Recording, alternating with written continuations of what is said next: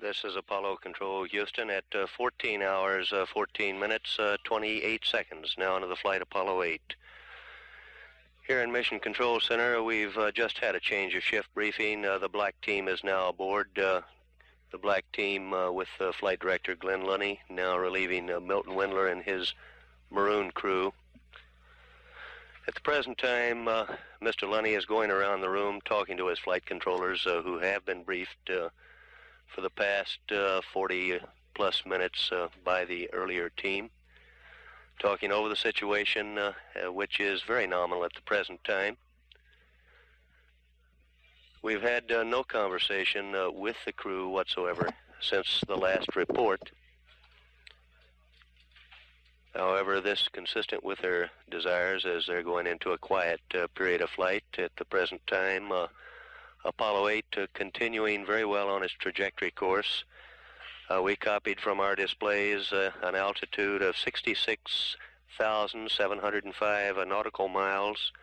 Our velocity continuing to slow down. Our current reading is 7101 feet per second in velocity.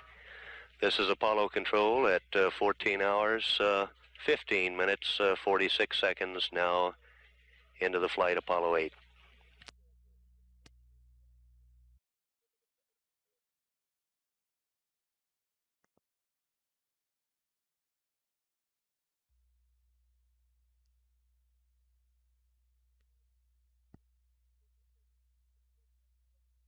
This is Apollo Control Houston, 14 hours, 36 minutes, 7 seconds now into the flight Apollo 8.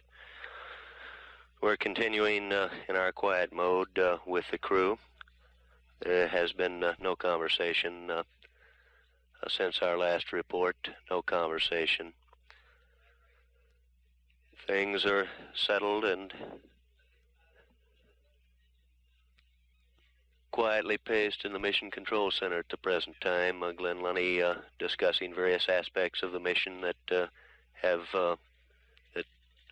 has preceded this shift with his various flight controllers.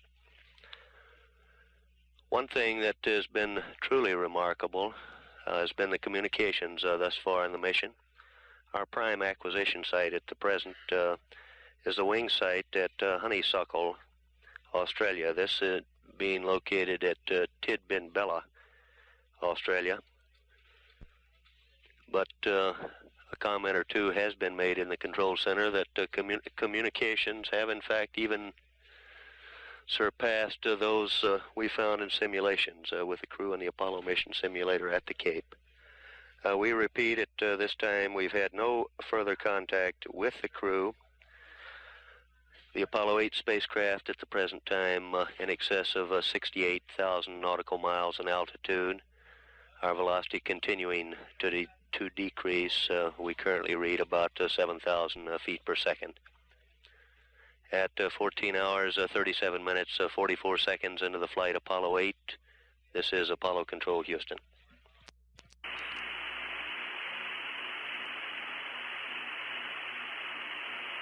Houston, Apollo 8, how do you read?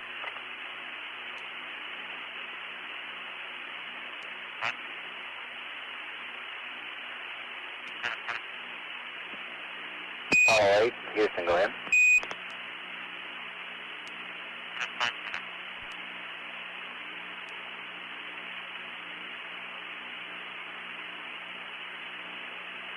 Apollo 8, Houston, you're very weak. You got the proper on me?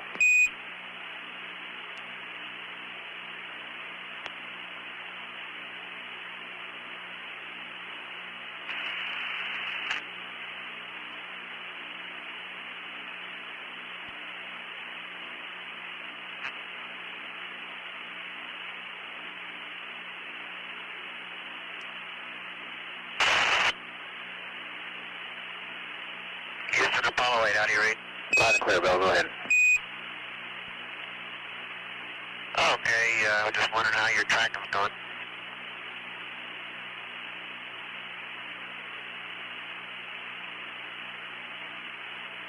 Okay, we're still tracking, yeah, we don't have any firm solutions yet.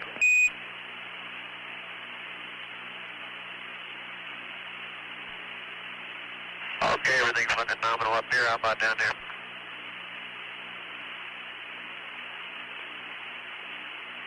Okay, the systems basically look good, Bill. We're going to be coming up on a cryofan cycle period here in another few minutes, and you can go ahead and do that when you get ready. Okay. And I guess we've picked up some suspicions about the fuel cell 2 radiator out temp. How does that compare on board? Yeah, bud.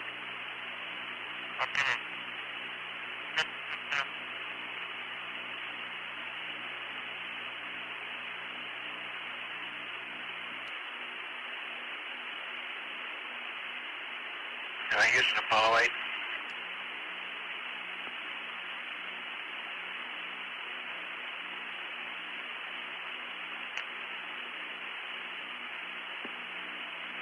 Apollo 8, you call? Roger. We're showing rad out temp on fuel cell 2 to be about 90 degrees and on 1 and 3 to be slightly lower, maybe 75, 80 degrees. About an hour ago, plotted out fuel cell performance. It looks like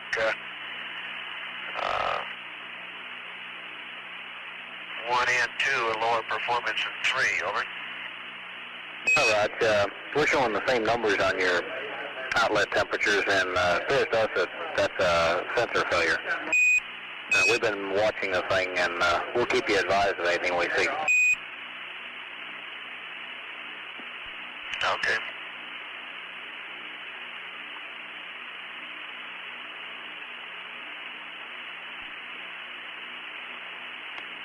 And on the performance, you're right, they are not quite the same. 1 and 2 are a little bit lower, but all these are sitting within the ballpark.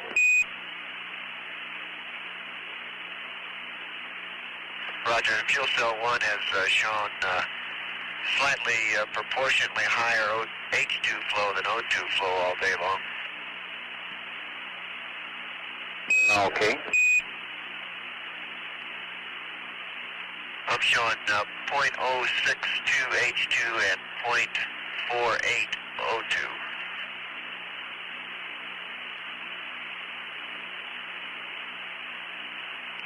All right, we'll check some cal curves on those.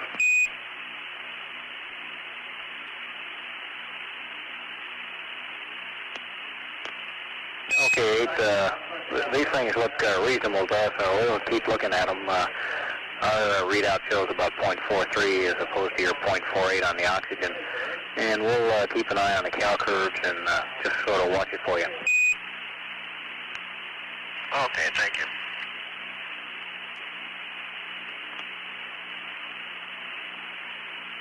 If you'd like to set up some kind of a comm check at a specified time, like every 30 minutes or so in these quiet periods, that'd be okay with us. Might help let us know that we're still in business. All right, just give me a call every now and then. Okay.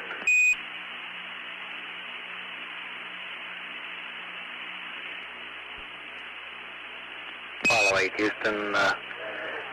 Sometime when it's convenient to get your biomed switch over to the right, and you don't need the answer, just pass it up to you.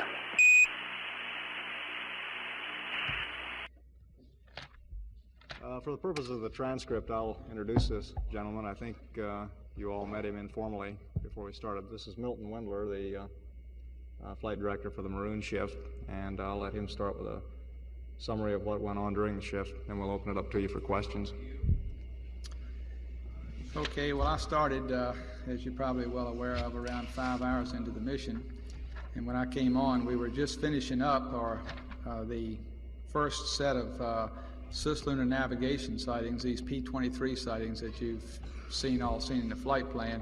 The first set actually being the ones that we felt were the most critical, that kind of serve as a reference for the subsequent return to Earth, the difference between the horizon and the measurements on the horizon. We call it the delta H. You're probably all familiar with that. We did all that, and and we're behind in the timeline, as you're probably also aware, due to the fact that we had to put an extra maneuver in to get away from the S-4B prior to the start of the slingshot maneuver, which occurred, and I understand has already been discussed on a previous debriefing with Cliff Charlesworth. We did some communications tests, and I guess the main thing about those, as I've mentioned to several of you already, is the fact that the communications in general are better than predicted, although I wouldn't really say better than expected, because most of us felt like that we would be able to communicate at greater ranges or easier than predicted. They're usually worst case situations, and we have been able so far to do better. In the cases where we've lost communications, for example, the VHF, we held it to longer distances, usually about twice as far, in fact, as we had expected. One of our FM modes on the Omni antennas, for example, we held it longer. But all of that went, it was delayed somewhat, but it went very well and as expected. Previously, we'd had a minor problem with somewhat of a high flow rate on the O2, very similar to Apollo 7. I don't know if this was mentioned in the previous debriefing, but we expected that to stop when we closed off the waste vent, and it did, and it's now down to a normal flow level. Pretty much, as I said, as expected, particularly based on the Apollo 7 results. We took the suits off, or the crew took the suits off, and had an heat period somewhere around 8 hours into the flight. We had evaluated the flight trajectory, and the mid-course maneuver was 24 feet a second, 24.7. We chose to delay that 2 hours from the time previously set, from 9 hours to 11 hours elapsed time, basically, well, to do two things. One, to be sure that we got these previous P-23 sightings in that I mentioned, the ones that we felt were critical, and secondly, to get us an additional hour or two of tracking in, since we had made this maneuver that we had not planned on, and we wanted to get that into our tracking data. So we did execute that maneuver using the SPS, as I'm sure also you're aware, but a 2.4 second burn on the large engine, and that all went very well. All the system operated essentially nominally, although they are really still looking at the data. When I left, the data that was processed through the MSFN was actually probably slightly attenuated by the engine flame itself, as you were of during the launch with the S1, and they were setting up the onboard tape to play back. They had already dumped the tape actually on my shift, but they were playing it back to get a better hack on that data. But it looked essentially like the SPS was in real good shape. We have had, I guess you'd call it, some slight difficulty in seeing the stars, and this is turned out, I guess, to the fact that the stars that we chose are somewhat more obscured by the sun at this point. In fact, we're looking now at some different stars that are brighter and in different parts of the heavens from where we are now, from the ones that we had previously chosen that are in the flight plan. No big problem. In fact, we have a transcript of what the crew said on that, and people like Buzz Aldrin are looking at that to see what it means. We're not trying to bother the crew with a detailed explanation. We actually got essentially back on the flight plan right after this 11-hour burn, when the commander was set to go to sleep there for his 7-hour sleep period. He either woke up or had not yet gone to sleep, but an hour or so later. I didn't note the time. Perhaps someone up here has it, but he did ask permission to take one of the Seconal tablets or pills or whatever they are, and we said okay, and I presume he did. And we haven't heard from him since, and we did go to a quiet period there. The uplink wasn't bothering the crew or Frank, but apparently when they answered and talked back to us, and we had gotten all the reports that we needed on the status of the optics, and we're actually in a pretty quiet period right now. When I left, I guess I see the times are up here. I wrote down we were going about 7,000 feet a second, having slowed down to that velocity, and we were about 66,000 miles out at ground elapsed time of 14 hours. Our trajectory is going back into place very well. In fact, so well that we're amazed by it. We are still gathering tracking data at this point to recognize the spacecraft's moving away from us. It takes quite a while to build up all that information. But after the mid-course, we were on a free return. It went by the moon at approximately 67 nautical miles. It did, I guess you'd call it, it was captured, or would be captured after the flyby by the Earth's atmosphere, and so we're in a good position to make our flyby and with the entry into the Earth's atmosphere in the situation that we're in now. We obviously would have to make some small maneuvers for corridor control, but we expect to do these on the way back anyway. Our mid-course to go into the nominal maneuver when I left was 0, the next mid-course 2. And you recognize, of course, if all these mid-courses are properly executed, they should all be 0. In fact, the first one should have been 0 if the S4B had done exactly, absolutely nominal, which no one ever expects it to do. So right now, our trajectory is looking very well, very good, and we really don't expect any more SPS burns. We're looking at real small RCS type burns from here on in until LOI, of course. The data that the crew have on board would result, should they execute it, which of course we don't plan them to, they'd execute it at TLI plus 25, and the landing would actually occur at 74 hours elapsed time in the mid-Pacific. And they also have a pad on board for a high-speed return if they want to knock some time off of that gets them down at about 60 hours in the Indian Ocean. The normal flyby time, well, they also have a pad for a flyby minor burn to land them in the Pacific at 146 hours, and that would put them a couple hundred miles above the moon if they executed that. So I guess that's our status. Have I left any? Probably, I'm sure I've left something out, but We'll catch it in questions. okay. Lou, would you wait for the mic to get to you, and we'll. Milton, how much did that SPS maneuver change their course? Can you talk about it in terms of degrees or miles?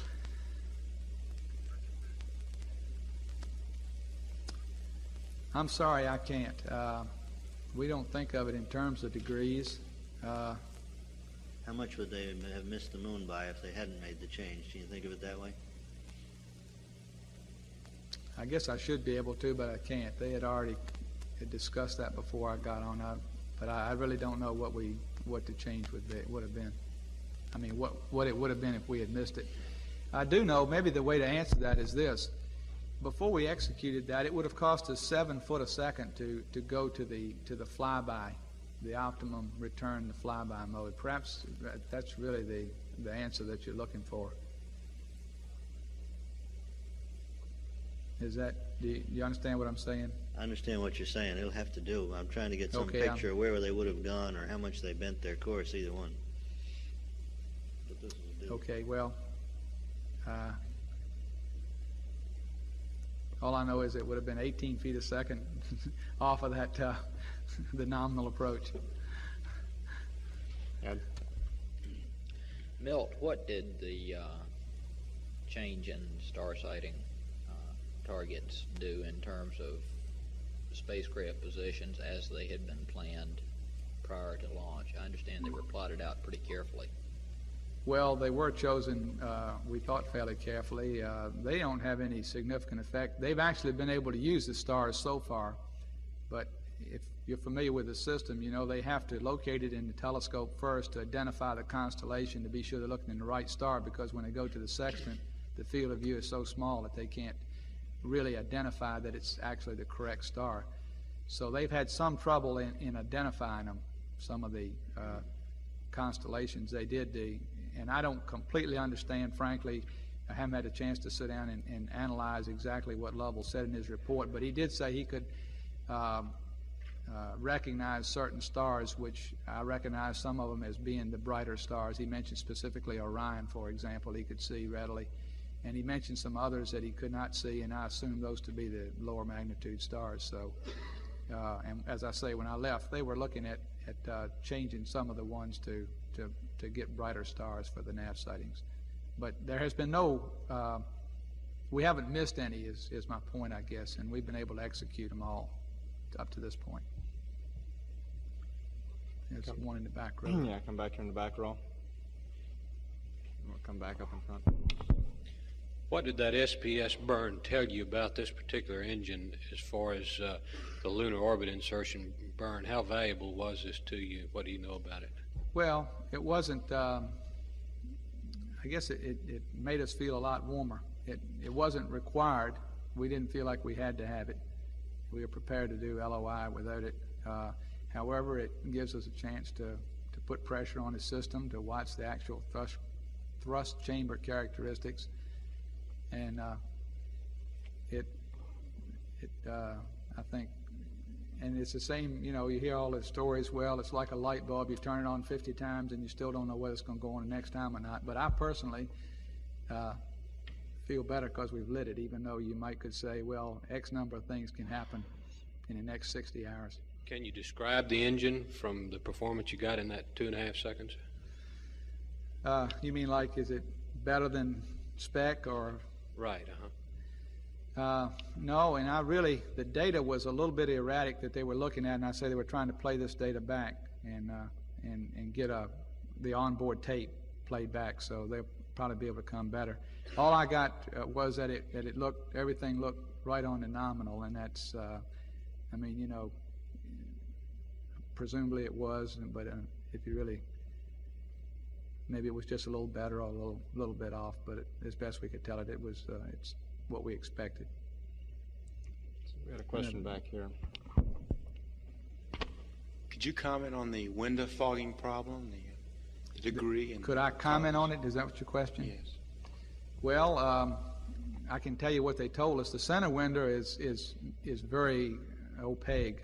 Opaque is word, nearly, or some words to that effect. The other four windows are all somewhat hazy, but they're usable for nav sightings, and I guess I can't really comment beyond that because it's tied. Well, I guess it really doesn't have any effect on the nav sightings, but that's about all I can say. They can see through 4 of the 5 windows adequate enough to identify the constellations and stars, and you understand that we're most of the time we're in the PTC mode, and we're not really looking at things with a great deal of detail, and they're far enough away, I would guess now, from the Earth that it's difficult to probably compare it as they have in the past, and they're too far away from the moon, so we have several days left to. In fact, there's some thought that maybe this is some moisture, and when we get in the sun during some of the periods of the PTC, that it may kind of burn off or, you know, evaporate, but we don't know that yet. Come back here and go back along the front. Ed. Ed belongs. The man in Milt, a couple of follow-ups to that window question. Number one, what might this do to the photography situation if it does not clear up? And number two, doesn't the center window being opaque rob them of one backup reentry mode? The answer to your first question, I guess, Ed, I can't really say too much about it. I feel like if they can see stars, they'll be able to take pictures. That's my personal viewpoint. I see you photographers or the people that take pictures taking them in some awful dim light, and I can't imagine. But what they've got, I know many different brands or different kinds of film on board, and I can't see how they can miss. But certainly it could prevent that. Secondly, no.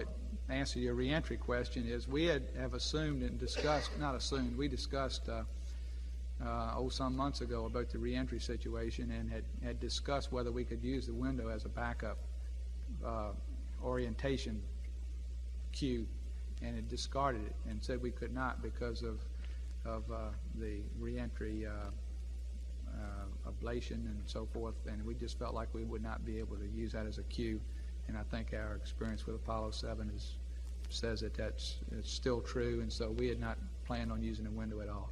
We have required, in fact, two, I guess you'd call them mechanical, two displays, that redundant displays to give the entry attitude. We'll get one from Dick Lyons and we'll come back. Could you tell me, please, what physically takes place on the burning of the engine? Is there, for example, a large red button in front of on Borman's console that he puts his finger against? What does he have to do? No, well, that is a way it can be done, yes. But the way it was executed in this case, it was executed using the primary guidance and navigation system, the CMC. Right. And the CMC turned the engine on and it turned it off. Okay. Now, there is a thrust on button that you can press. You have to press an ullage first, which is another button. All right. There's about 3 ways you can start it. Well, 4 ways, I guess, really. The last one of which is just a couple of buttons you can press. And another question. Borman has said previously that he would never take a sleeping pill. The specific quote was something like, "I've never taken one and I don't intend to start now," or words to that effect. Why would you think that he suddenly changed his mind so early in the mission? He was really zonked out? Do you have any opinion on that? He must be looking at you, because first of all, I don't know that Borman ever said that, but No, I'll accept that at face value. No, he didn't say it that way. He said that he would play that one by ear and take the sleeping pill only if he needed it, and he had not fallen asleep for 2 hours into his sleep period.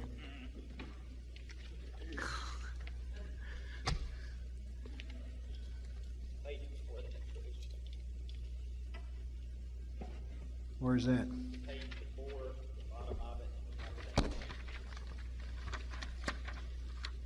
Well, obviously, a gentleman is entitled to change his mind just like a lady. Yes, he changed his mind, obviously, and took the second all after he was not able to sleep 2 hours into the first sleep period. But now, gentlemen, this is not unusual. We've had this problem in every flight to date, in Gemini and Apollo 2. Go ahead. Have you ever flown a sleeping pill before? No, this is the first time. This is another space first, if you will. And we did this on the basis of the work-rest cycles, which are not ideal from a medical point of view, but when you take into consideration the crew constraints and the flight plan constraints, there's no earthly way possible to fly this particular flight unless you aid the crew by sleeping medication, because the work-rest cycles are so much deviated from Eastern Standard Time. Did you see any indications was Borman on the medical monitor at the time that he was trying to go to sleep, by any chance? Speak up a little, I can't read you. Was Borman on the biomed monitor at the time he was trying to go to sleep, by any chance? Oh no, we do not monitor the astronaut while he is sleeping. We had CMP and LMP, Jim Lovell and Bill Anders on the circuit at the time. Did you have any indication about, whether it was noise that was bothering him, or whether he was just having a hard time adapting to zero G, or what might have caused his sleeplessness? Well, I would say he had some problem unwinding, obviously, after this exciting day. And secondly, this is a new environment even for Frank Borman, since the Apollo sleep station is different than the that he had in Gemini 7. So it's a little of both, but not unusual, not unexpected. And the crew also that were awake requested radio silence to assist Commander in going to sleep. And I believe, just subjectively, that he is now asleep. Hello, Alexander. I just wondered if you think it was excitement or was he overtired? No, he wasn't overdoing it. It was a combination of excitement and adaptation to the new sleep station, the new environment. After all, it's been how many years since he flew?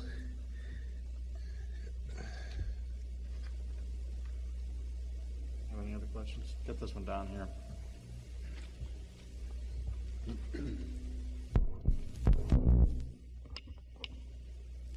I believe that the third and fourth mid-course corrections are tied to LOI, but the first one was 2 hours late. Will the second, if there is one, be 2 hours late or somewhere in between or back into the flight plan?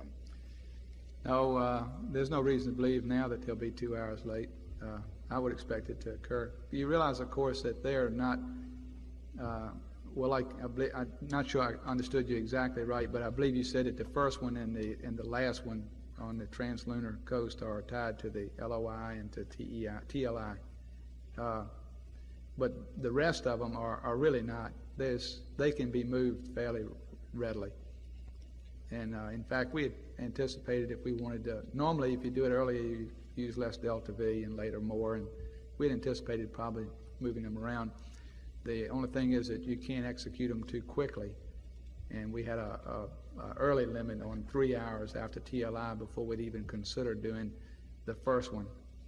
And we have consequently a time beyond which we will not make the last LOI or the last one before Earth entry, because we just can't do it and get ready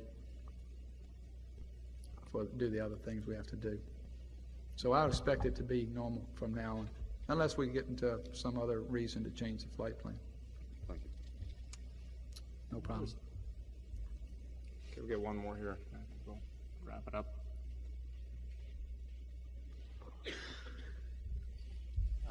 Dr. Siegel-Schmidt, aside from the sleeping pill, has there been anything else that you've noted that was of medical interest during this flight, either on the plus side or the minus side? I'd like to say on the plus side, we've had extremely superb biomedical data at this point, even from the high gain antenna, which some people had worried about, but it turned out to be red herring, so to speak. And everything is really looks clean. The improvements that were engineered and fixed since the last mission are just tremendous, and we're extremely happy with the way things are running to date. And the crew is in real good spirits, very cooperative, and I think they're doing an outstanding job. I'd like to add some comments to that about the tiredness or whatever it is, your general trend of comments here. I've been amazed at how good a spirits the crew is in. They've continued to joke and be, I don't know how to say it, but to be pretty loose, I guess, all the way up, in fact, past liftoff, and I've been really amazed at that personally.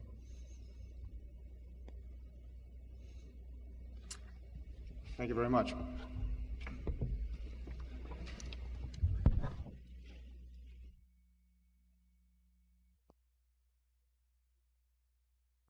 This is Apollo Control Houston at 15 hours, 33 minutes, 22 seconds, now into the flight Apollo 8. The Apollo 8 spacecraft at the present time is 72,032.7 nautical miles in altitude. Our current velocity reading on Apollo 8, 6,764 feet per second, continuing to slow down. During this span of time since our last conversation, we've had a brief contact with the crew, with Bill Anders, and we'll play that for you now. This is Apollo Control Houston, and thus our conversation concluded. Our capsule communication, our communicator on that during that discussion, by the way, was Ken Mattingly. Ken is due to be relieved shortly. His relief, Jerry Carr, is now aboard. As you could tell, they were cross-checking both from the spacecraft and the ground various systems readings. We look very good at this time as we continue with a relatively calm and quiet period in this Apollo 8 mission. At 15 hours, 36 minutes, 54 seconds into the flight of Apollo 8, this is Apollo Control Houston.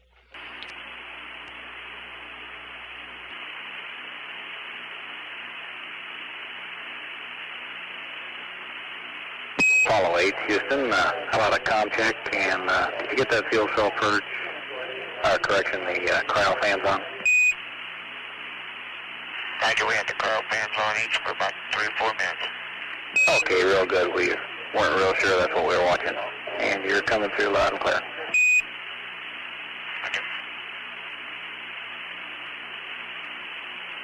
This is Apollo Control, Houston, 16 hours, 1 minute, 4 seconds into the flight, Apollo 8.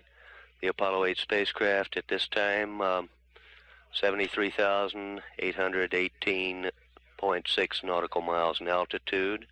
Our current velocity reading, 6,659.5 feet per second. Bill Anders and Jim Lovell should be finishing up on an eat period very shortly here,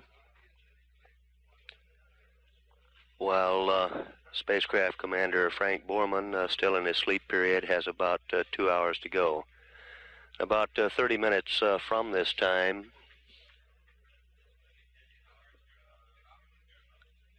where the Apollo 8 crew is scheduled for a guidance and navigation platform alignment, that coming at approximately 16 hours 30 minutes into the flight. We've had no further contact with the crew, and at 16 hours 2 minutes 10 seconds we will continue to monitor, and this is Apollo Control, Houston. Apollo 8, Houston.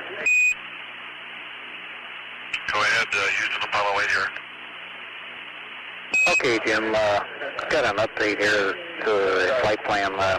You've got this 1655 star visibility check. And what we've got on that looks like Navi is still our star. And the numbers associated with that are roll 102.6, pitch 328.9, yaw 346.3. That gives you a shaft and trunnion of 0. And if you think you can do something with this, well, we'd like to go ahead and give it a try and see if we can either verify that maybe we'll have learned something if we verify that you can't do it with Navi. Roger, stand by one. Sure thing.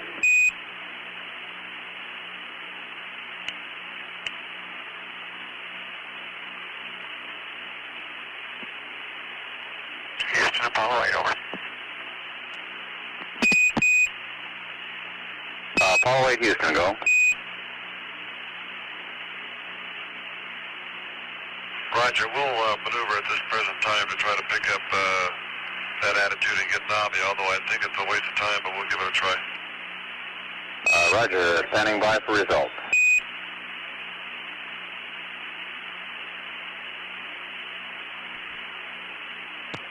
This is Apollo Control, Houston, 16 hours, 20 minutes, 25 seconds now into the flight of Apollo 8.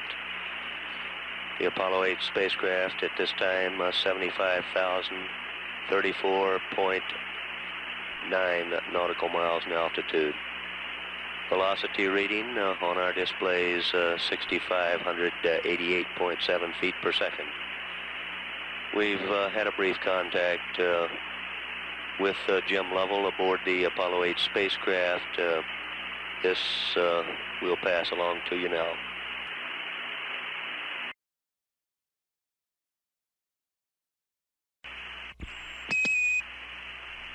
This is Apollo Control, Houston, 16 hours, 22 minutes. That concluded our conversation with Jim Lovell and the Apollo 8 spacecraft. From the ground, by the way, that was Ken Mattingly, our capsule communicator. They have just exchanged headsets only moments ago. The discussion dealt with the star visibility sightings that are due to take place in ground elapsed time of 16 hours, 55 minutes, some 30 minutes from this time.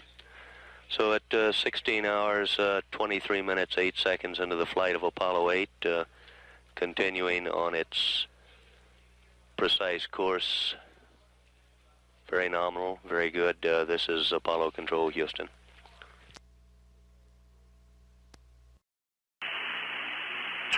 Houston, Apollo 8. Apollo 8, Houston, go.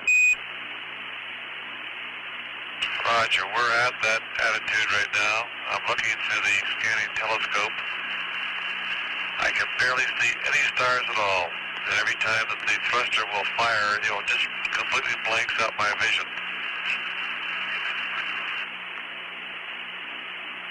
Roger, 8, understand.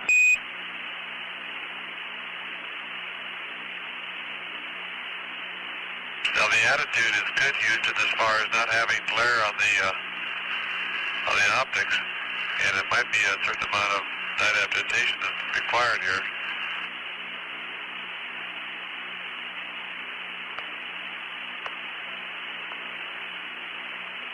Eight Houston, yeah, roger, copy.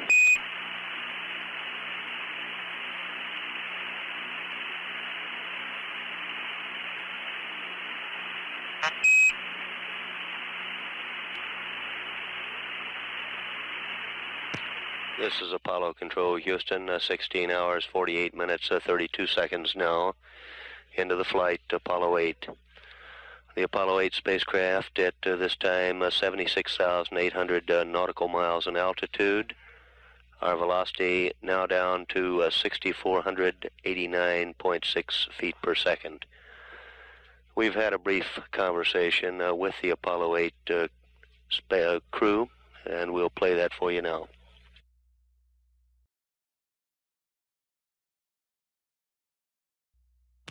That was Command Module Pilot Jim Lovell, who had was describing results of his star visibility exercise.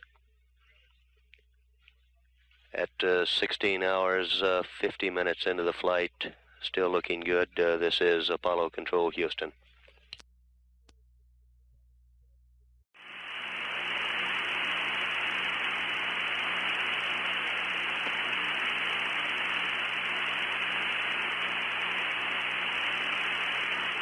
Apollo 8, Houston.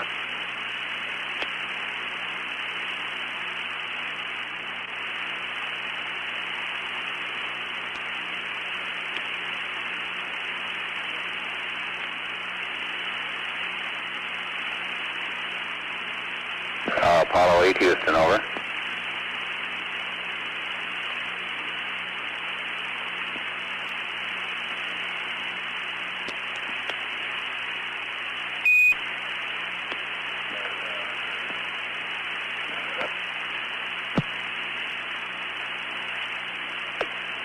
Contact honeysuckle, cross conference.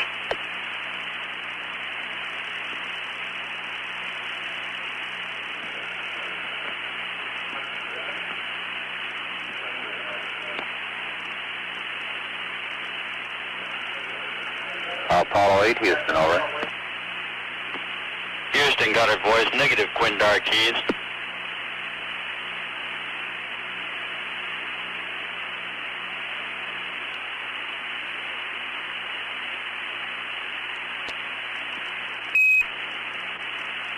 Apollo 8, Houston, over. Go ahead, Houston, Apollo 8 here. Apollo 8, this is Houston. I've got a new PTC attitude for you when you finish P23. Give you a better look at the Earth, over. Roger, ready to copy. Okay, pitch, 224, yaw 20.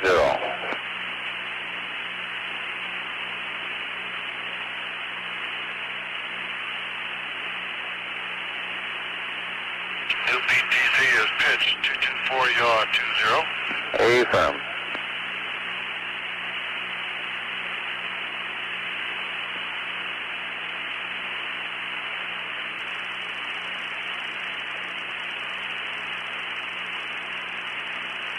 Houston, Apollo 8. Apollo 8, Houston, go.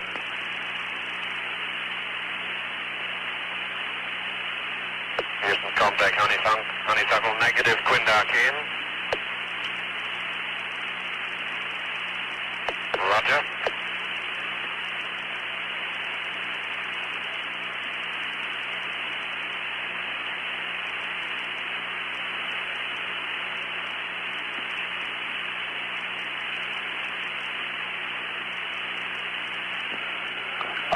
8, this is Houston, over.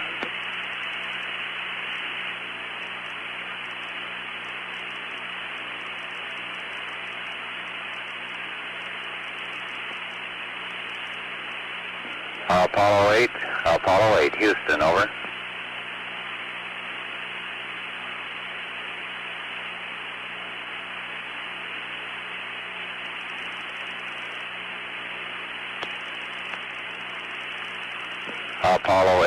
Apollo 8, Houston, go ahead.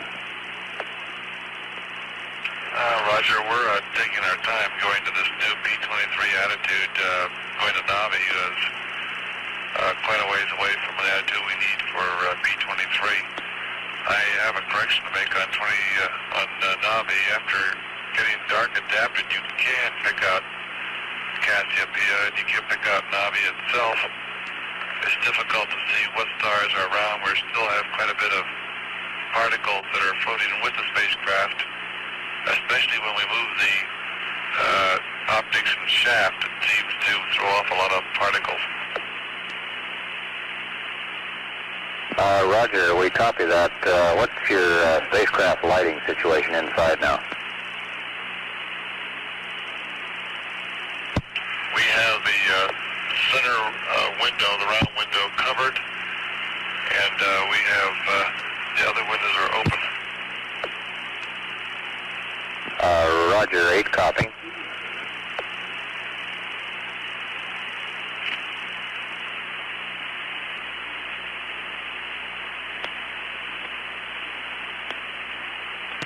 This is Apollo Control, Houston, 17 hours, 19 minutes, 58 seconds now into the flight, Apollo 8. Apollo 8 now at an altitude of 78,339.1 nautical miles.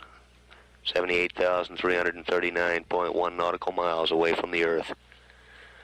Its velocity at this time, 6383 feet per second. We've had a conversation with Jim Lovell aboard the spacecraft, and we'll play that now. Jury car, as you heard, passed along new passive thermal control attitudes. Passive thermal control, this the barbecue mode. Slow roll that the spacecraft undergoes to give even sun distribution to the skin of the spacecraft. Also, you heard a description from Jim Lovell on his efforts in the star sighting area. Otherwise, very quiet. This is the only conversation we've had in the past 20 minutes or so. At 17 hours, 23 minutes, 54 seconds, this is Apollo Control, Houston.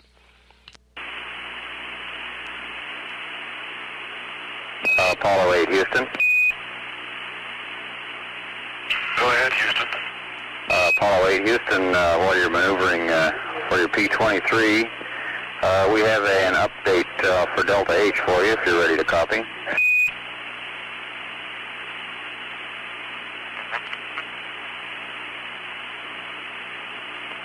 Roger, standby.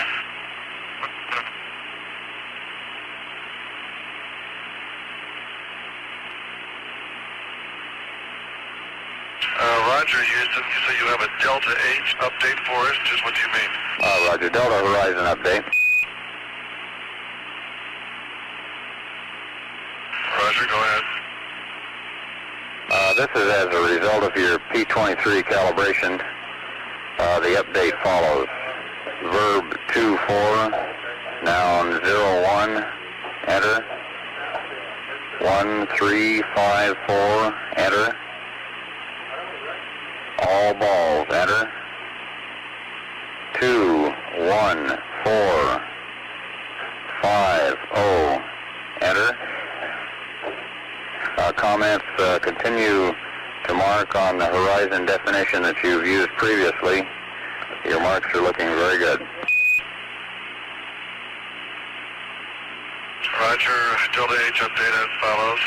Verb 2-4, noun 0-1, enter. 1354, enter. All zeros, enter. 21450, enter. I understand those are two octal numbers? That's affirmative, both octal.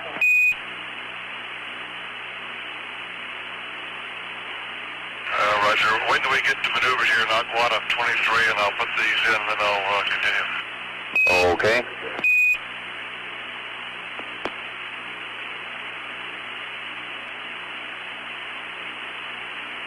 Apollo 8, Houston, there's no requirement for you to leave P-23. You can enter those right now if you want to.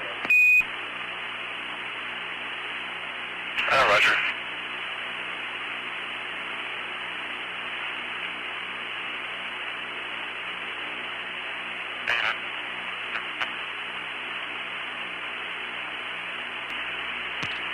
Apollo Control, Houston, 17 hours, 36 minutes, 45 seconds now into the flight, Apollo 8. The Apollo 8 spacecraft now at an altitude of 79,761 nautical miles. Velocity at the present time, 63.29 feet per second. We've just had another conversation with Jim Lovell, and we'll pass that along now.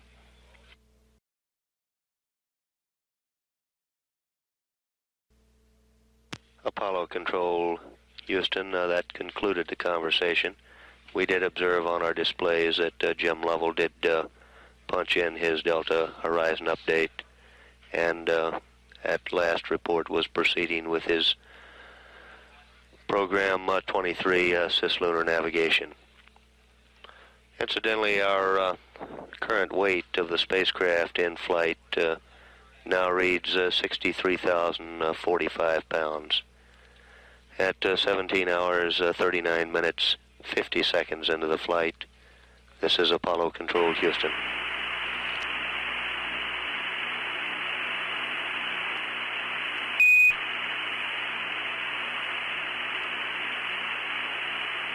Houston, are we in low bid right now?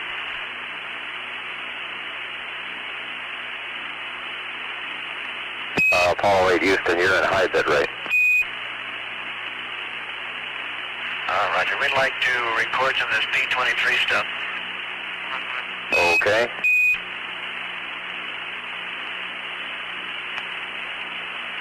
How about commanding low bit rate record forward?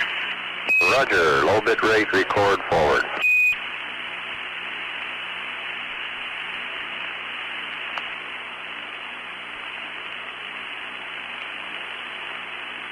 Houston, have you sent those commands yet? Apollo 8, Houston, they have been sent. All right, thank you. I'm on the other side. I'm too lazy to go over and get it.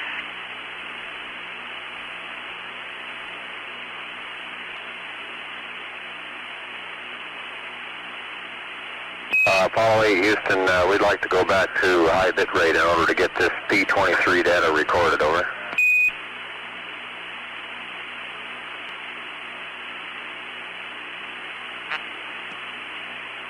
All right, checklist says low bit rate, Houston. If you want high, you can have it. Roger, we're going high bit rate. Okay.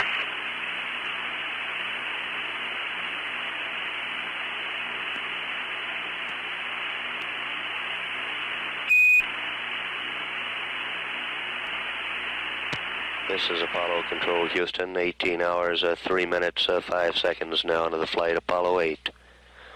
Apollo 8 at the present time, 81,340 nautical miles in altitude.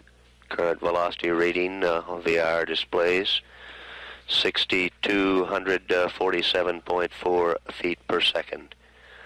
We've had a brief conversation with Jim Lovell, which we'll play now. We have a correction. That gentleman aboard the spacecraft was not Jim Lovell. That was, in fact, Bill Anders, a lunar module pilot.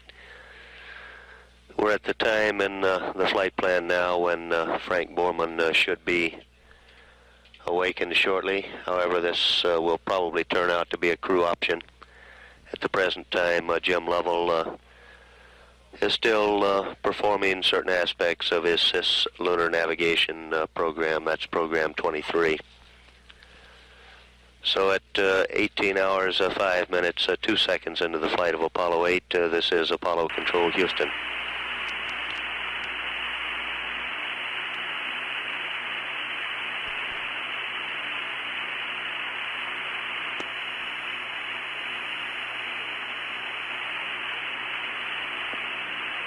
Apollo 8, Houston. Go ahead, Houston. Apollo 8, Houston, do you want us to turn off your DSE for you? It's probably about half full and we're getting good high bit rate down. Do you want to get the rest of this data? We're getting good high bit rate down. All right, go ahead.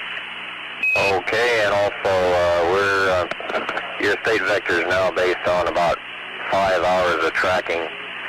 We have you on a pericynthian of 69.7 miles with a free return.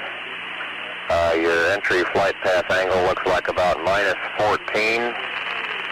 You'll only need a few feet per second to get you back on a nominal entry angle.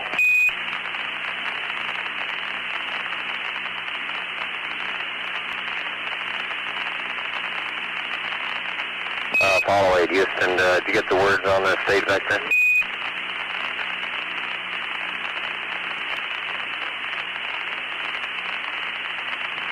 Houston, if you read Apollo 8, you got a lot of noise. Apollo 8, Houston, go ahead.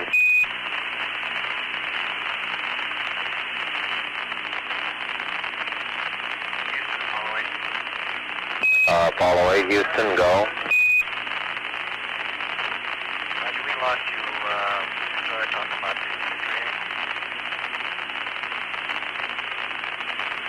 Apollo 8, this is Houston, reading you fairly weak. I'll repeat the state vector information. Your state vector is now based on more than 5 hours of tracking. We show you on a pericynthian of 69.7 miles with a free return, with an entry flight path angle of about minus 14 degrees. We'll only need a few feet per second at the lunar distance to get you back on a nominal entry angle, over.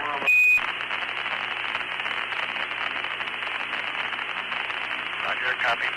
Roger.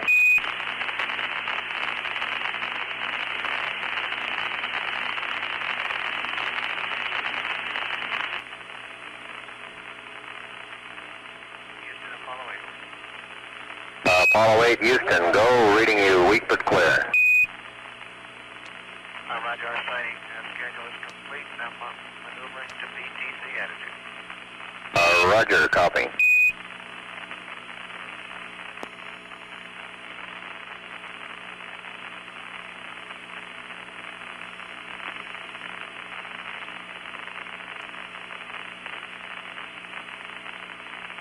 Negative.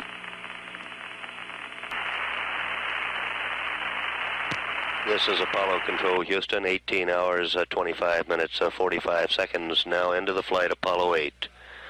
We've had additional conversations with the Apollo 8 crew, and we'll pass those along now.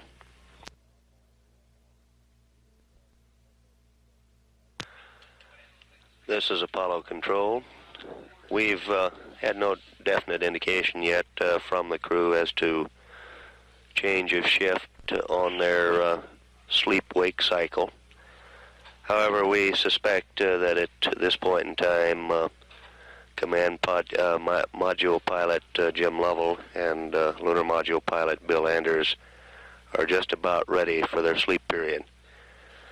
They were awakened at the Cape this morning at 2:36 Eastern Standard Time. It's been a long day.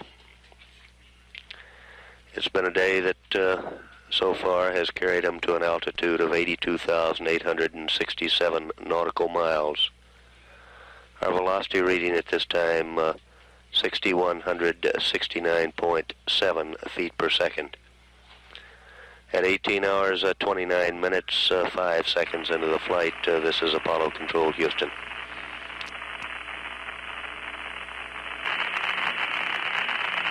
Houston, Apollo 8, over. Apollo 8, Houston, go. Roger, I'm in the BTC maneuver now. I'd like a system status from you out of the batteries, look out of fuel cells, look, and headsets, over. Roger.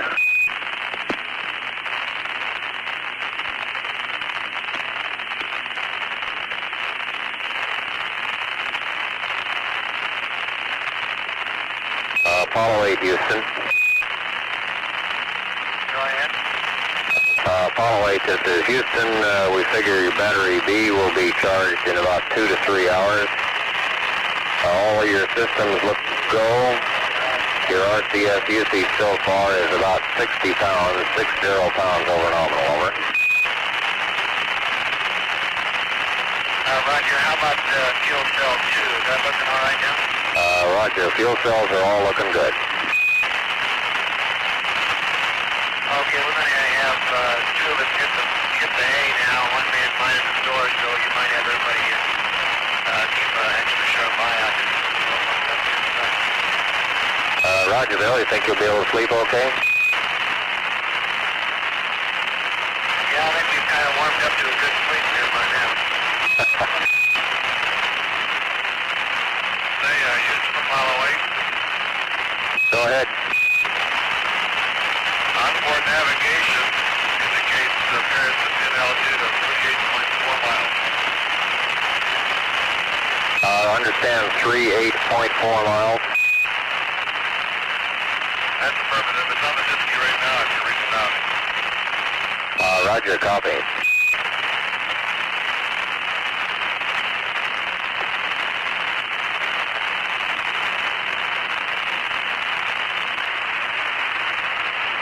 Apollo 8, Houston. Apollo 8, Houston, be advised your downlink now is getting very noisy.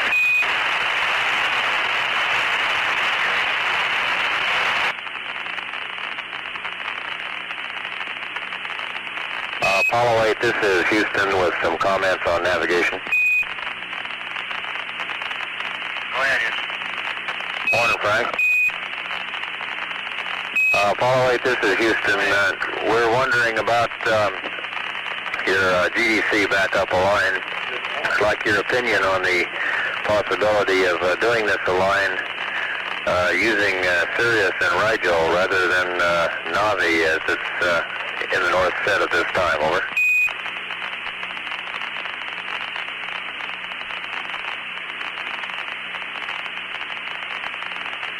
Stand by 1. Roger.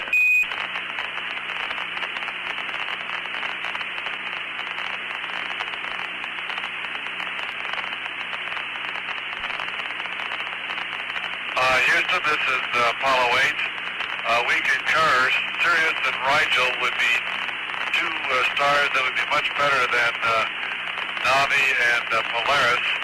However, I did see Cassiopeia after I became adapted, but I'm afraid that the time required to do that type of an alignment would be extensive if we ever had to go to that alignment. Roger, Jim, we understand. We'll go ahead and work in that direction, and we'll quit bothering you. Good night.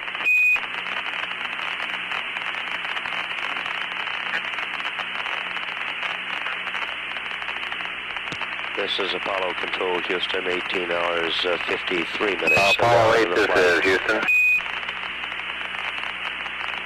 During the past several minutes, we've had Apollo 8, conversations Houston, at 19 GET, we're due for another cycle through on the cryo fan. They have just shifted their sleep-wake cycle. Roger. And we'll pass on those conversations. Roger, give us a call when you're complete. Roger. This is Apollo Control.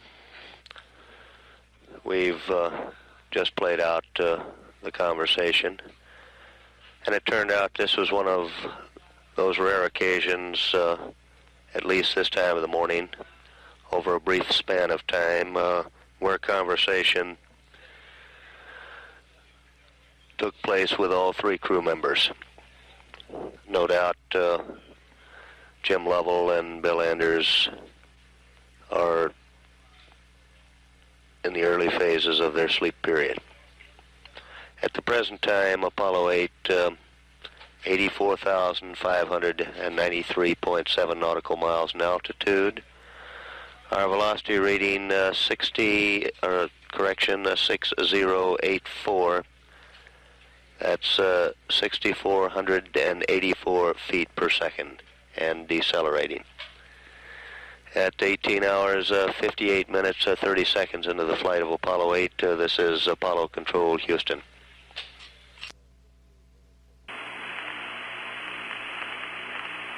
Houston, Apollo 8. Apollo 8, Houston, go. All right, give me a call when it's time to quit charging the battery, will you? I can't watch it very well over there. We'll call. And I'm starting with the fans now. Roger, copy. Hydrogen 1 first. Roger.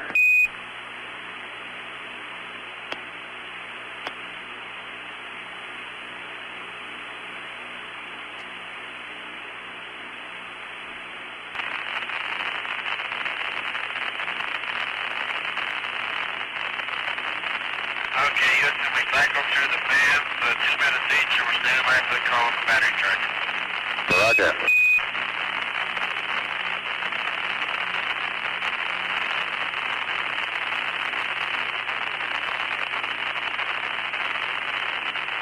Apollo 8, Houston, the battery charge will be complete around 21 hours.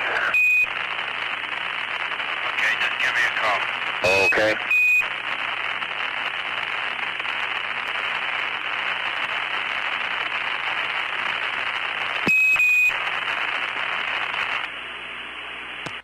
This is Apollo Control, Houston, 19 hours, 16 minutes, 50 seconds now into the flight, Apollo 8.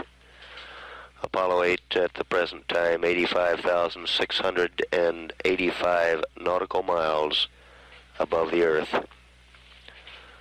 Current velocity reading, 6,030 feet per second.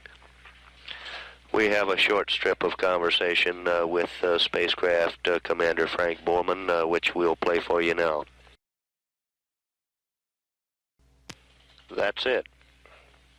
We expect Spacecraft Commander Borman is presently having breakfast. We should be hearing from him again before too awfully long with a report, crew status report. At 19 hours, 18 minutes, 34 seconds into the flight, this is Apollo Control, Houston.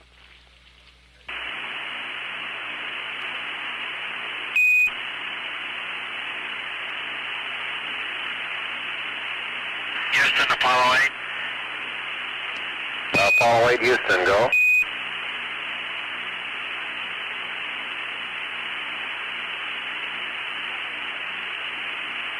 Apollo 8, Houston, go.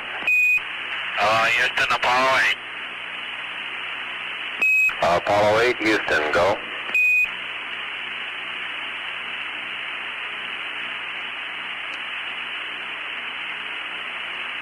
Apollo 8, Houston, go.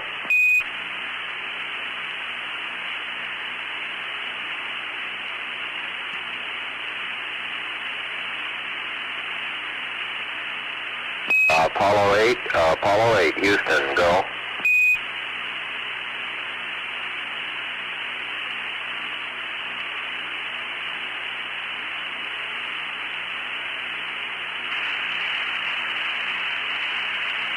Apollo 8, Houston, go ahead.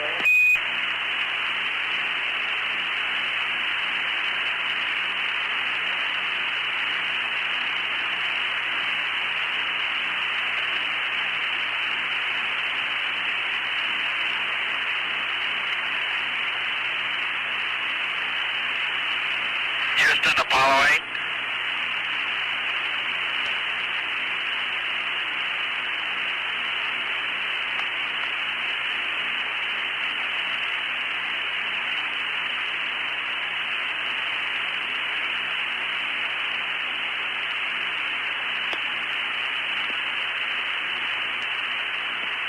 Apollo 8, this is Houston. Go ahead.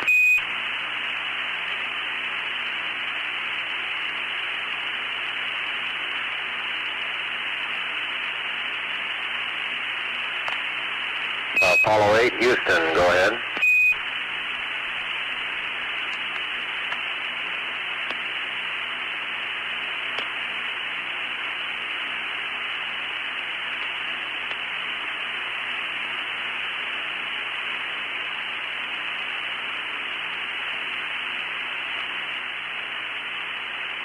Apollo 8, Houston, go ahead. Roger, Houston. Crew status report here. We're behind on water, slightly behind on water and food, and we don't seem to have too much of an appetite. We're trying to stay up with the water, but the food is, not that there's anything wrong with the food, but we're just not very hungry. Roger, understand, Frank. The CDL about 5 hours of fitful sleep and rest, and the other two people are trying to sleep now. Roger.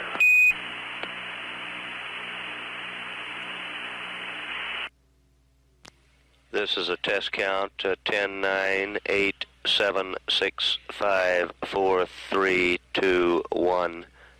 10, 9, 8, 7, 6, 5, 4, 3, 1. Test out.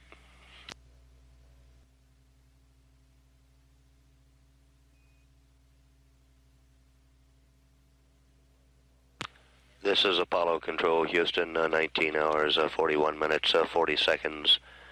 Now into the flight, Apollo 8. We now read an altitude on Apollo 8 of 87,109.9 nautical miles. Our current velocity on spacecraft Apollo 8, 5,962.8 feet per second. Spacecraft Commander Frank Borman has delivered a short status report, crew status report to capsule communicator Jerry Carr, and we'll pass that along now.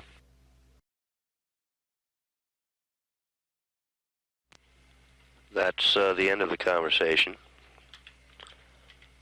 Commander Borman indicated he received or took advantage of about 5 hours of sleep, and his fellow crew members are trying to sleep now. And you can readily appreciate an absence of appetite since these are the first three gentlemen to have been 87,201 nautical miles above the Earth. At 19 hours, 43 minutes, 30 seconds, this is Apollo Control, Houston.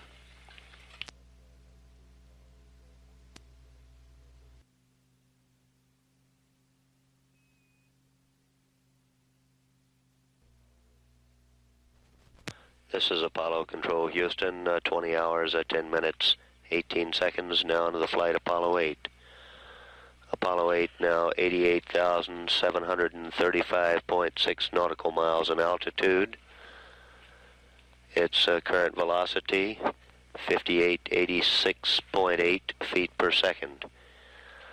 We've had no conversation with Apollo 8 since our last announcement. But this is understandable to quickly recap our status.